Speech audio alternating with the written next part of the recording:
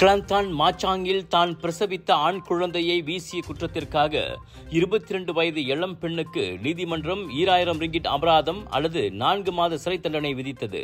குற்றத்தை ஒப்புக்கொண்ட வேலையில்லாத அப்பெண் ஏதோ ஒரு பயத்தில் அப்படி செய்துவிட்டதாக நீதிபதியிடம் தெரிவித்தார். அபராதத்தை செலுத்தியதால் அவர் சிறை தண்டனையிலிருந்து தப்பினார்.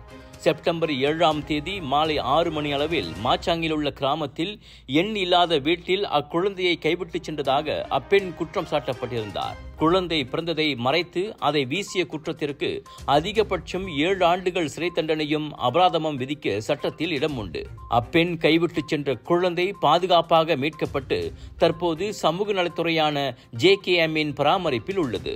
உங்கள் சிறந்த ஆரோக்கியத்திற்கு அளவான எண்ணெயுடன் சிறந்த முறையில் தயாரிக்கப்பட்ட சைவம் அசைவத்திற்கும் பொருந்தும் சூப்பர் ஊறுகாய், பச்சை கொடி சிவப்பு மீன் சின்னம் கொண்ட ஸ்ரீ மீனாட்சி ஊறுகாய்.